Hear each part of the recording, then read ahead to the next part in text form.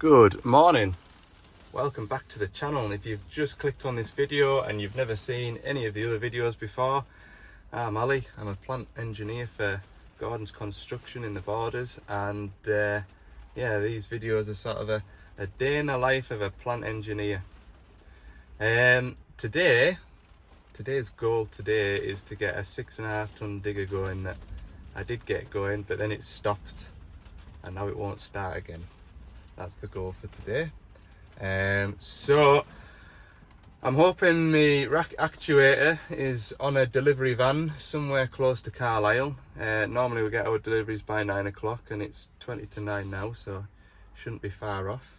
And with a bit of luck, I'll run an hour up the road and pop it on, start the machine, might sit on site for an hour, just make sure it's right, and then I'll be back in Carlisle for lunchtime. That's the goal. That's the goal. It can rain all it wants today. As long as I get that going, I'll be happy. I will. So what I'll do is I'll catch you on the road, and you'll next see me in a field with a 6.5 ton digger in front of us, hopefully. All right.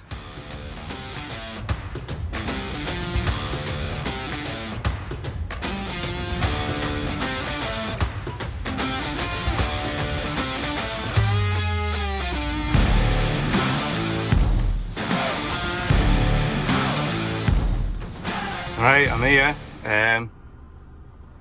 Just as wild as I expected it to be, but that oily waterproof boiler suit, hopefully it'll get a rinse. Right, let's go and get on with it, shall we? I don't know, you won't hear much because it's going to be proper windy, but I'll do my best to show you. Right, I put that new motor actuator on.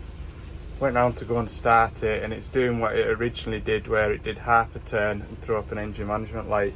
I've checked the arm that the throttle actuator moves, and it is, well, the arm is moving, but obviously once the actuator's in, you can't see what it's doing. The only thing I can think of is that the fork that I need to line up when I put that head back on isn't just sat properly on the dowel, so I'm gonna strip the head off again. Like I say, I could take the cap off and I can see the valve moving, I'm sure, when I was at it last time. So I'm gonna recheck my work again. I know what tools I need anyway, so we'll fight on with it. Right, it's proper windy. I don't know what to make of this whole thing. I've had all this apart again. I've made sure that the arm is lined up.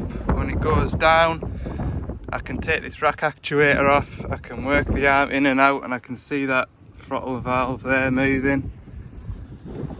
As soon as I key on, it's absolutely fine. Go to start it, half a turn, and it just stops it from keying over. So I'm gonna go and get my laptop now and see what the error code's reading. Square one again, like. Got it going.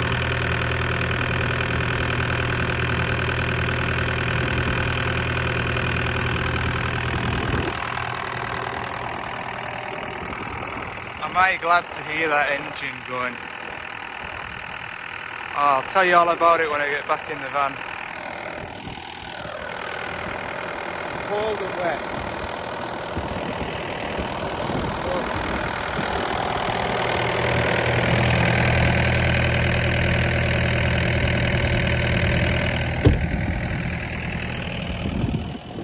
Oh dear, oh dear.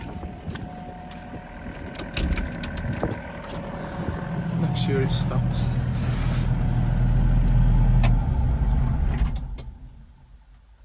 Start it again.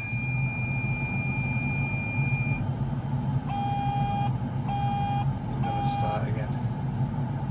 Please start again. Yes. Beautiful. Oh, right, I'm gonna go and get dried off. I am soaked to the car. Even with all this oil on this boiler suit, I am absolutely soaked. So that's him demisting his windows before he sets off to work. I'm going to sit here for the next... I might as well just sit here for the rest of the day. There's nothing else I can go back to Carlisle and do, but it probably won't be a bad idea just to sit here and wait a little bit. I haven't had my lunch or anything yet, so I might just hang around a bit, because I've put the old new throttle actuator on it. So the one that I've got a couple of weeks ago, I've left it on it. I've got the brand new one from Doosan sat in my van here, because there doesn't seem to be an issue with it. What's caused that then? Well, I don't know, if truth be told. I've had everything on that pump apart so many times that I think I've got myself a bit confused as to what's caused what. But basically, I noticed that I don't know why it cut out on Thursday yet. I still don't know why it cut out. The reason why I couldn't get it back going on Thursday, when I've taken the throttle head off, there's like a little locating finger, if you will, that goes into the throttle body or the valve, and I didn't have that located. So that then restricts the travel of the throttle arm, and that then obviously means that when you key on to start, that throttle actuator, the motor, can't go to its start position, which is why it then puts the fault code up, which is why it only does half a turn and then cuts out. So yeah, I noticed that the second time I had the head off today, that's when I noticed that.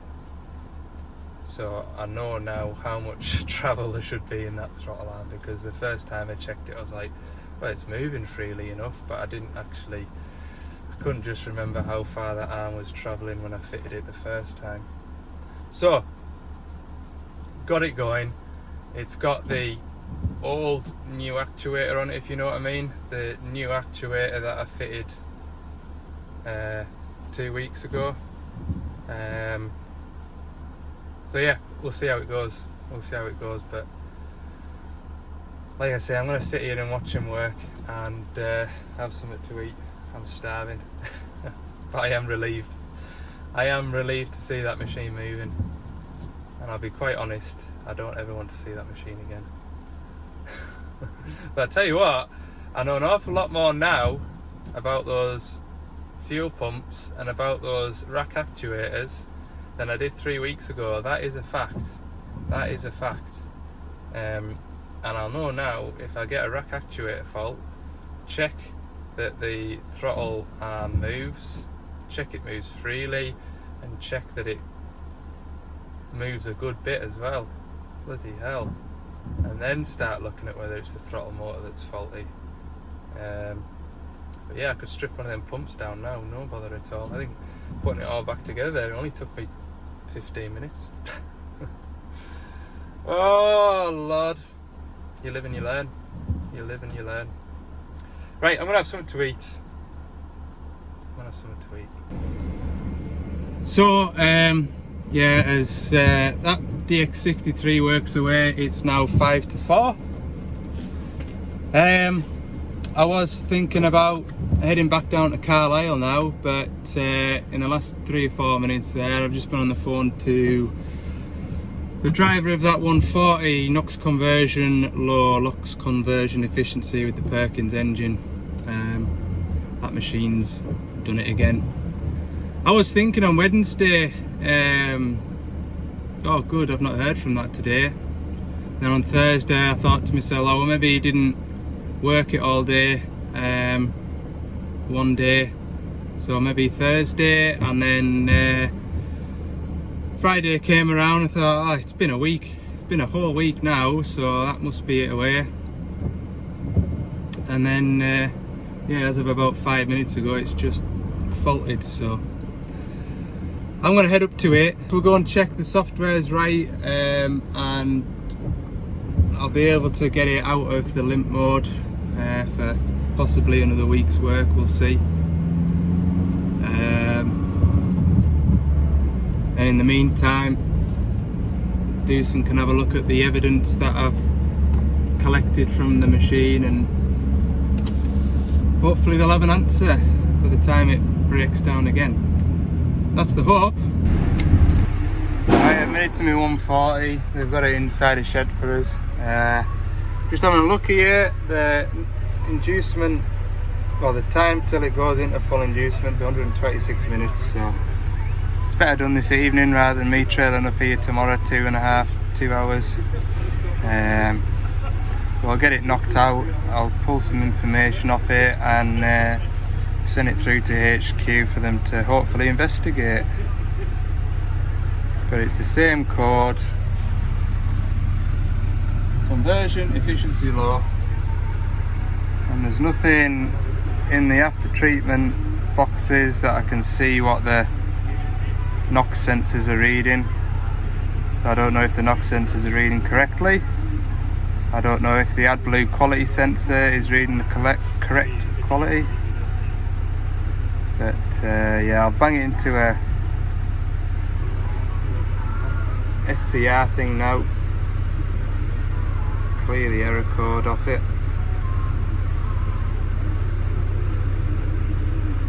Go from there.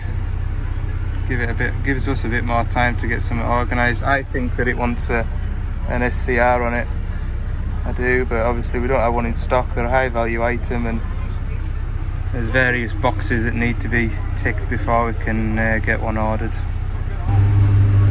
Just noticed me battery's on its last leg, so I'll go and get my extension lead and get the laptop charging. This could take up to 45 minutes. Could also just take 10 minutes.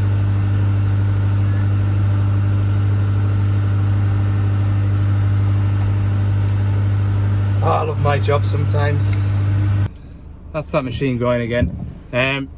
Yeah, I don't know if I explained it, but when I left that 6.5 tonner, basically when I get to the road end, it's either an hour back to Carlisle or it's an hour up to this yard. So obviously it was 4 o'clock, got up there for 5, got the machine running for 6. So yeah, now it's going to be, I know from that yard, it's bang on 2 hours back home. So it'll be after 8 o'clock now when I get home. However, they've got a crusher on hire, so you can only imagine how much a crusher is per hour to hire. So if I'd have gone home tonight, had me tea or whatever, and set off tomorrow morning for it, you know, the best of the day is gone, hasn't it? So you'd be 10 o'clock when you get there, an hour getting it going again. So you're 11, half 11, and if these guys start at 6:30, 7 o'clock, then you know they've lost half a day's crushing. So that's that going for another hopefully 3 or 4 days. That buys us a bit of time to try and get an SCR for it, and that's the way I want to go with the job. So that's going to be getting done. 6.5 tonner. I've not heard I've not heard, obviously, since I left it. I've not heard any bad news. I've not heard any good news. So presumably that's still going a treat. So yeah, got one bad job knocked off the list, and another one has reappeared, and yeah, it is what it is, unfortunately. But I know today, I said it before, it's not been the best for kind of showing you much, but just with the way that weather was up on that hilltop of that 6 tonner, obviously it's my personal phone that I'm using to capture these snippets of me day at work, so I don't want it to get wet, and I don't want it to, you know, sound quality as well is an issue as well, especially with the way the wind's been. So it might not be the most exciting video. Oh Lord, we'll try harder tomorrow. I've got a starter motor and a DX10 to go and fit, and I've also got a DX27. The quick hitch won't open, but that fault's intermittent. He said if you were to flick the switch 10 times, 1 out of 10 times it'll work, so at least the odds are in my favour. But anyway, I hope you enjoyed the video, and if you'd like to know anything or have any questions, keep the comments coming. I think I've been better at trying responding to everybody in the comments. So yeah, like and subscribe if you haven't already, and if you have subscribed and you don't get notifications when my video appears, let me know, because yeah, I've been fiddling around with some settings over the weekend, so you'll have to let me know. Okay, right, we'll see you in the next one.